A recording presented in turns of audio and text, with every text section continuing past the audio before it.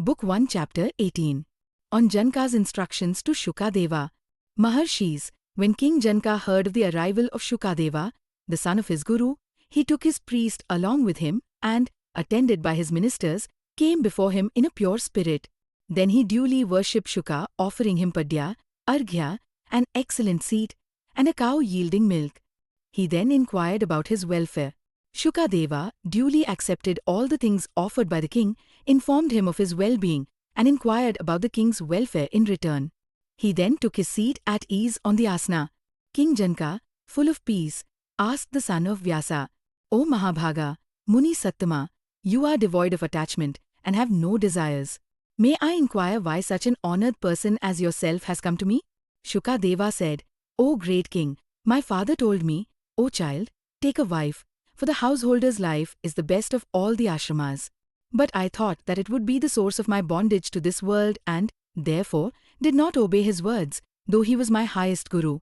He then again said to me, "If one takes up household life, it does not necessarily mean that he will be bound by it." Yet, I did not agree. Then the Muni, seeing that I was still in doubt, gave me this word of advice: "O son, do not be troubled. Go to Mithila and have your doubts resolved. There, my disciple, King Janaka, governs his kingdom without any danger. He is a Jivan-mukta, liberated while living, and is free from attachment to the body and worldly concerns, as everyone knows.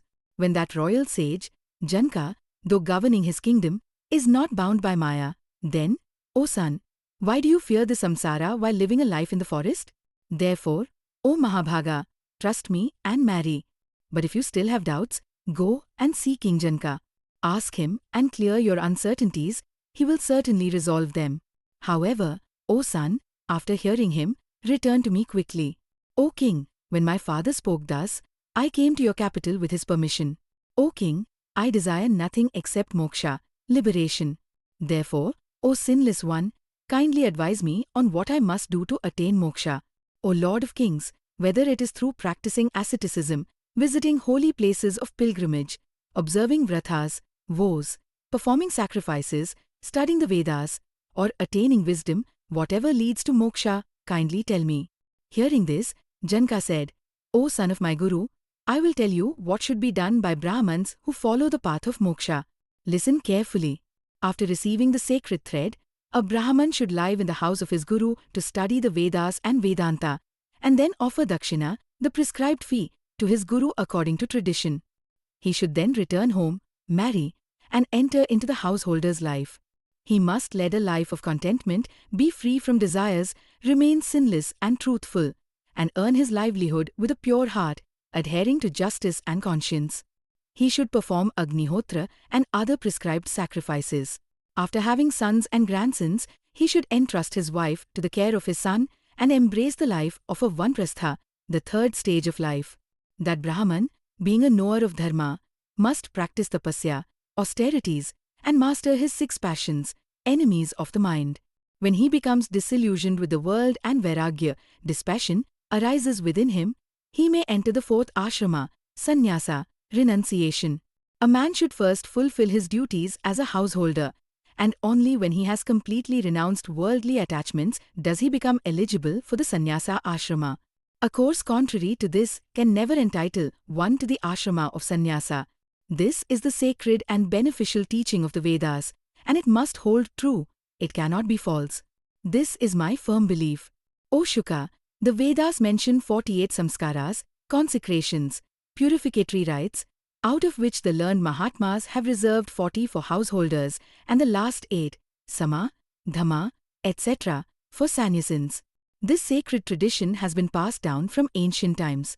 A Brahman must complete each ashrama, stage of life, in succession before entering the next. Shuka said, if pure vairagya, dispassion, arising from jnana, knowledge, and vijnan, wisdom, develops before entering the grihastha ashrama, householder's life, is it still necessary to pass through the stages of householder and vanprastha, forest dweller? Or, in such a case, is one entitled to renounce everything immediately, take up the sannyasa ashrama, and reside in the forest? Janaka said, O one who honors the Shastras and Gurus, though powerful passions may seem to be under control during the period of unripened yoga, the imperfect yogic state, one must not trust them completely. It is often observed that many imperfect yogis find themselves disturbed by one or another of the senses. If the mind of one who has already entered the sannyasa ashrama becomes unsettled along the way, how can he, as you yourself can see, satisfy desires such as eating fine food, sleeping comfortably, seeing his son, or indulging in any other craving, knowing that they lead to his downfall? He would then be in a very precarious situation. The web of desires is extremely difficult to conquer, and it can never be eradicated entirely in an instant. Therefore, to put an end to them, the wise counsel is to cut them off gradually, step by step. He who sleeps on an elevated place is in danger of falling, but one who sleeps on the ground has no such risk. Similarly, anyone who has embraced the highest dharma, sannyasa, but then falls from it, may never find the true path again. Just as an ant begins its journey from the root of a tree and gradually climbs to the topmost branches, so too must human beings progress step by step through each ashrama until they reach the highest stage. Only then can they easily attain the ultimate truth. Birds, without anticipating any danger, soar quickly into the sky but soon grow tired and fail to reach their desired destination. In contrast, the ant moves steadily and eventually reaches its goal. The mind is very difficult to control. For this reason, those with immature minds cannot conquer it all at once. They are, therefore, advised to subdue it gradually by following the laws of each ashrama in succession. Consider this: if a householder remains calm in temperament, possesses a sharp intellect, views success and failure with equanimity, remains unaffected by pleasure or pain, and performs his duties selflessly, without being troubled by worries and anxieties, then he attains true happiness through self-realization and ultimately achieves moksha. There is no doubt about this. O sinless one, look at me. I am liberated while living, even though I am engaged in governing the kingdom. If any source of pain or pleasure arises, I remain unaffected by them.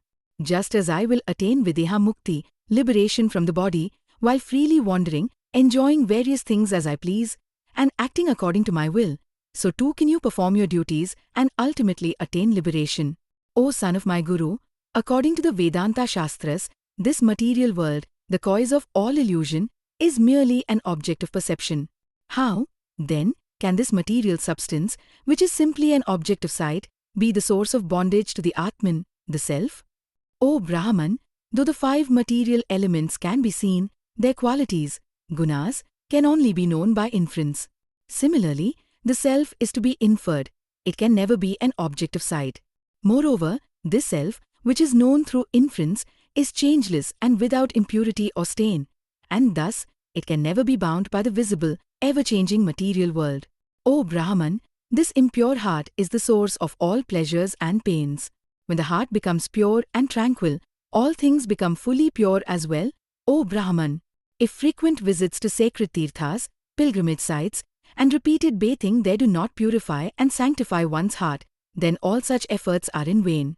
O destroyer of enemies, it is the mind that is the cause of bondage or freedom, not the body, nor the jivatma, the embodied soul, nor the senses.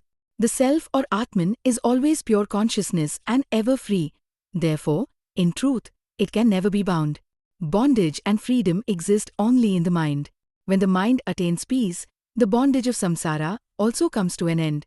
He is an enemy, he is a friend. He is neither an enemy nor a friend.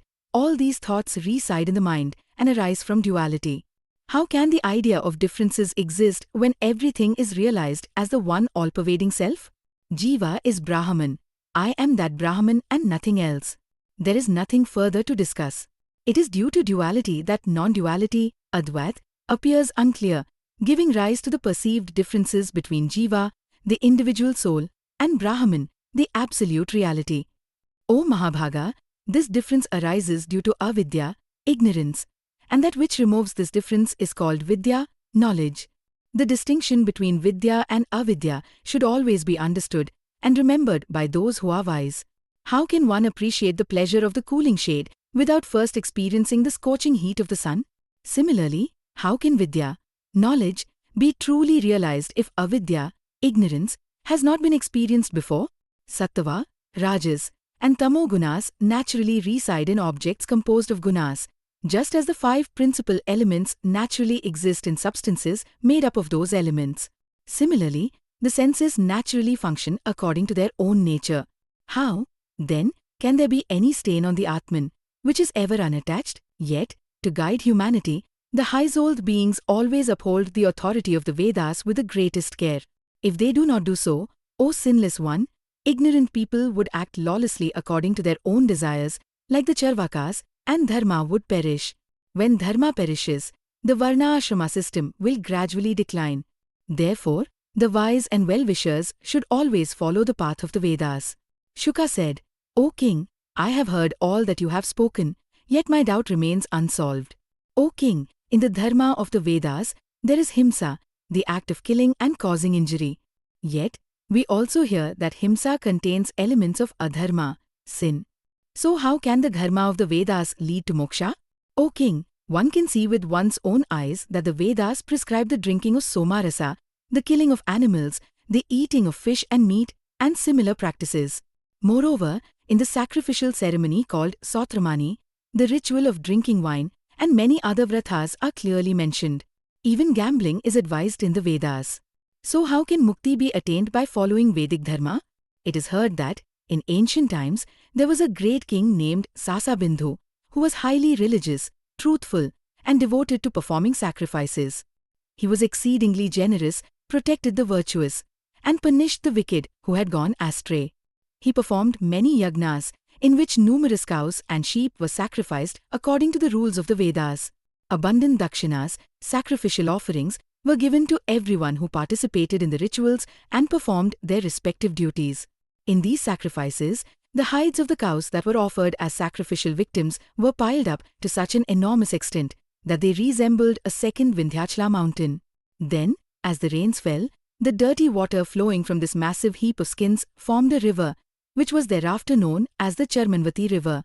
And what a wonder, that cruel king left behind an ineffaceable legacy and ascended to the heavens. Whatever the case may be, I can never bring myself to follow Vedic Dharma, which is filled with so many acts of killing and cruelty. Furthermore, when people find pleasure in sexual intercourse and experience pain in its absence, how can such individuals be expected to attain liberation?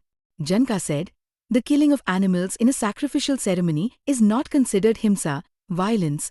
Rather, it is regarded as ahimsa, non-violence, because it is performed without selfish attachment. However, when animals are killed outside of such sacrifices due to selfish motives, that is true himsa. There is no other opinion on this matter. Smoke arises from a fire when fuel is added to it, but no smoke is seen when no fuel is supplied. So, O Muni Sattama, best among sages, the himsa, violence, prescribed in the Vedas is devoid of blemishes and selfish attachment. Therefore, it is beyond reproach. Thus, it follows that himsa, violence, committed by those attached to worldly objects is true hims and is blameworthy. However, the himsa of those who are free from desires is not of the same nature and cannot be condemned. Therefore, learned men who understand the Vedas declare that himsa, violence, carried out by dispassionate individuals whose hearts are free from egoism, is not considered himsa at all. O Dvija, truly speaking, the killing of animals by a householder attached to the senses and their objects and driven by impulses can be considered an actual act of killing. However, O Mahabhaga, for those whose hearts are unattached, for those self-controlled individuals who seek moksha, if they perform an act of himsa, violence, out of a sense of duty, without desire for rewards and with hearts free from egoism, such an act can never be regarded as true killing. Thus ends the 18th chapter of the first book on Janaka's instructions on truth to Shuka Deva in the Mahapuranam Srimad Devi Bhagavatam of 18,000 verses composed by Maharshi Vedavyasa.